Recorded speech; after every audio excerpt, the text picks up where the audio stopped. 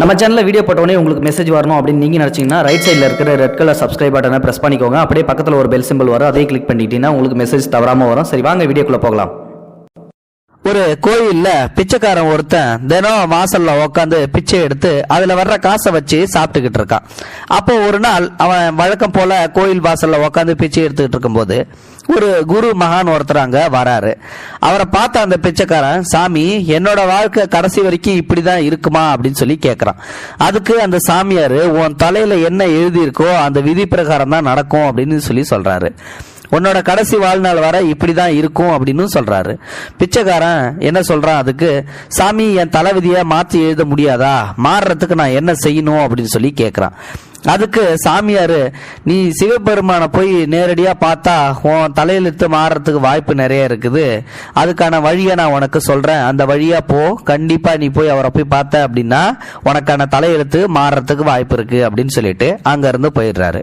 பிச்சைக்காரன் ஒரு நிமிஷம் யோசிச்சு பாக்குறான். சரின்னு சொல்லிட்டு சிவபெருமானை பார்க்கறதுக்காக அங்க இருந்து புறப்பட ஆரம்பிக்கிறான். அந்த மகான் சொன்ன அந்த வழியில ரொம்ப நேரம் ஆகியதால ஒரு நைட்டு வந்து பாத்தீங்கன்னா ஒரு இடத்துல உக்காந்து அவனுக்கு ஓய்வு எடுக்க வேண்டிய நேரம் வந்துருச்சு. அப்போ வந்து பாத்தீங்கன்னா ஒரு மிகப்பெரிய பணக்கார வீட்டுக்கு கதவை போய் தட்டுறான். அங்க அந்த பணக்காரர் வீட்டோட மனைவி வந்து திறக்கிறாங்க. அப்போ வந்து பாத்தீங்கன்னா, ஏங்க ஒரு நிமிஷம், நான் இந்த வீட்டுல வந்து இங்க நைட்டு தங்கலாமா, திண்ணையில மட்டும் படுத்துக்கிறேன் அப்படின்னு சொல்லி சொல்றாங்க. அதுக்கு அந்த வீட்டுக்காரரோட மனைவி என்ன சொல்றாங்க அப்படின்னா, நீ எங்க போற, இங்க எதுக்காக வந்து என் திண்ணையில படுக்கணும்னு சொல்லி கேட்கிற அப்படின்னு சொல்லி வந்து கேட்க, அதுக்கு அந்த பிச்சைக்காரன் நடந்த விஷயத்தை எல்லாத்தையும் சொல்றான். உடனே வந்து அந்த அம்மா என்ன சொல்றாங்க அப்படின்னா, அப்படியா, எனக்கு ஒரு உதவி செய்ய முடியுமா அப்படின்னு சொல்லி வந்து கேட்கறாங்க.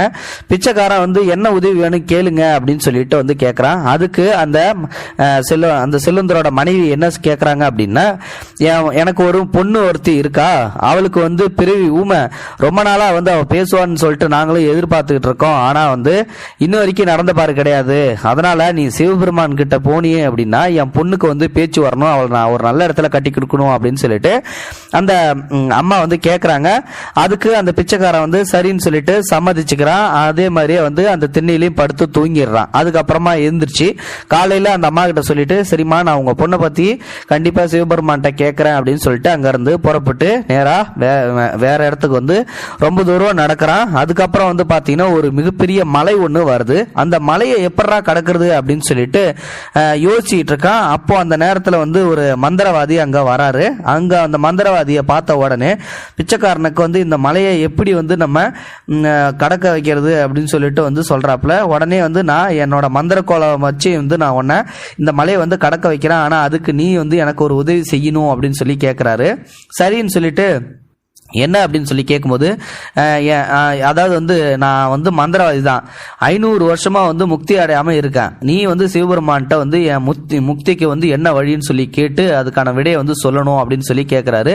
சரின்னு சொல்லிட்டு அதுக்கும் ஒத்துக்கிறான். அதுக்கப்புறம் அந்த மந்திரவாதி அந்த மலையை கடந்து போறதுக்கு உதவி செய்யறாரு. சரின்னு சொல்லிட்டு அவனும் வந்து கடந்து போயிடுறான். அதுக்கப்புறமா வந்து பாத்தீங்கன்னா ஒரு மிகப்பெரிய ஆறு வந்து போயிட்டு இருக்குது. இந்த பிரச்சனையில இருந்து எப்படா நம்ம விடுபடுறது, இந்த ஆத்துல நம்ம இறங்கணும்னா அடிச்சுட்டு போயிடுவோம் அப்படின்னு சொல்லிட்டு இவன் யோசிச்சுட்டு இருக்கான். அப்போ ஒரு ஆமை வந்து அந்த இடத்துல வருது. ஸோ அப்போ வந்து பார்த்தீங்கன்னா அந்த ஆமை அந்த இடத்துல வந்த உடனே இந்த ஆமை இவங்கிட்ட பார்த்து வந்து கேட்குது, நீ வந்து எங்கே போற அப்படின்னு சொல்லிட்டு, நான் அந்த மாதிரி சிவபெருமானை பார்க்க போறேன் அப்படின்னு சொல்லிட்டு அந்த ஆமை அந்த பிச்சைக்காரன் வந்து சொல்றான். அதுக்கு அந்த ஆமை என்ன கேட்குதுன்னா, நான் வந்து உனக்கு இந்த ஆற்றை கடந்து போறதுக்கு உதவி செய்யறேன், என் மேலே ஏறி உட்காந்துக்க, ஆனால் அதுக்கு நீ வந்து எனக்கு பதிலுக்கு ஏதாவது ஒரு உதவி செய்யணும் அப்படின்றாங்க. என்னன்னு சொல்லி கேட்கும்போது, சிவபெருமான்கிட்ட போகும்போது எனக்கு பறக்கிற சக்தி வேணும் அப்படின்னு சொல்லிட்டு வந்து அந்த ஆமை கேட்குது. அதுக்கு நீ செஞ்ச அப்படின்னா நான் வந்து உன்னை ஹெல்ப் பண்றேன் அப்படின்னு சொல்லி சொல்லுது. சரின்னு சொல்லிட்டு இவனும் வந்து ஒத்துக்கிறான். அதுக்கப்புறமா வந்து பாத்தீங்கன்னா இந்த ஆமையும் வந்து இவனை அந்தாண்ட கொண்டு போயிட்டு விட்டுருது. சரின்னு சொல்லிட்டு இப்போ அவன் அந்தாண்ட இடத்துக்கு போயிடுறான். ஒரு வழியா சிவபெருமானையும் பார்த்துடுறான். சிவபெருமானை பார்த்ததுக்கு அப்புறம் வந்து பாத்தீங்கன்னா அவனுக்கு ஒரு யோசனை தோணுது. நாம வர்ற வழியில 3 தடங்கல்கள் இருந்தது. அந்த 3 தடங்கல்களுக்குமே ஒருத்தவங்களுக்கும் நம்ம ஹெல்ப் பண்றன்னு வரைய சொல்லிட்டோம், அவங்க நம்மள நம்பி இருப்பாங்க. இப்போ நமக்காக பிரச்சனையை கேட்கலான்ட்டு வந்தா அந்த சிவபெருமான் வந்து பாத்தீங்கன்னா என்ன சொல்றாரு அப்படின்னா, நீ வந்து ஒரு 3 வாரம் வந்து கேட்கலாம், அதுக்கு மேல வந்து கேட்கக்கூடாது அப்படின்னு சொல்லிட்டு ஒரு கட்டளை இடுறாரு. இவனுக்கு வந்து ஒரு ஒன்றும் புரியாம குழப்பமா இருக்கான். நம்ம வந்து 4 வாரம் கேட்டாதான் நமக்கும் சேர்த்து கேட்க முடியும், அவங்களுக்கும் சேர்த்து கேட்க முடியும். ஆனா சிவபெருமான் வந்து இப்போ 3 வாரம் தான் வந்து கொடுப்பேன், 3 வாரத்தை மட்டும் தான் கேட்கணும்னு சொல்றாரு. என்ன பண்ணலாம் அப்படின்னு சொல்லிட்டு யோசிக்கிறான். ஒரு நிமிஷம் யோசிச்சு பார்த்துட்டு அவன் அடுத்து என்ன முடிவு எடுக்கிறான் அப்படின்னா, நமக்கு தேவையில்லை, அவங்களுக்கே வந்து கேட்டுருவோம் அப்படின்னு சொல்லிட்டு தன்னோட அந்த பிச்சைக்காரத்தனத்தை வந்து போக்கிக்க வழி தேடாம அந்த 3 பேர் கேட்ட அந்த வழியை வந்து கேட்கறான். அதாவது ஆமைக்கு, அதுக்கப்புறம் அந்த மந்திரவாதிக்கு, அப்புறம் அந்த செல்வந்தரோட பொண்ணுக்கு 3 பேருக்குமே வந்து கேட்டுட்டு அதுக்கான விடையையும் சொன்னதுக்கு அப்புறம் வந்து பாத்தீங்கன்னா அங்கிருந்து வந்து நேரா அங்கிருந்து வந்து புறப்பட ஆரம்பிக்கிறான். முதல்ல வந்து ஆமை வந்து என் கேள்விக்கு வந்து சிவபெருமான் என்ன சொன்னாரு அப்படின்னு சொல்லிட்டு வந்து கேக்குது. அதுக்கு பிச்சைக்காரன் வந்து என்ன சொல்றான்னா, உன்னோட ஓட்டை நீ கழட்டி எரிஞ்சிட்ட அப்படின்னா உனக்கு பறக்கிற சக்தி கிடைச்சிரும், அதனால உன் ஓட்டை முதல்ல நீ உடனே தூக்கி கிடாவு அப்படின்னு சொல்ல உடனே வந்து பாத்தீங்கன்னா ஆமை தன்னோட ஓட்டை கழட்டி வீசுது. அப்போ வந்து பாத்தீங்கன்னா அந்த ஓட்டுல வந்து பவளமும் முத்தும் இருக்குது. அதை பார்த்த உடனே இவனுக்கு ரொம்பவும் ஆசை. சரின்னு சொல்லிட்டு அதை எடுத்துக்கிட்டு புறப்படுறான். அடுத்து மந்திரவாதியை பார்க்கறாரு. மந்திரவாதியை பார்த்து, உன் முக்திக்கு நீ என்ன செய்ய வேண்டியது அப்படின்னா, உன்னோட மந்திர கோலை நீ விட்டுறணும், விட்டுட்ட அப்படின்னா உன்னோட முக்தியை வந்து அடைஞ்சிருவ அப்படின்னு சொன்ன உடனே அந்த பிச்சைக்காரங்கிட்டே அந்த மந்திர கோலையும் கொடுத்துட்டு அவரும் நடக்க ஆரம்பிச்சிடுறாப்ல.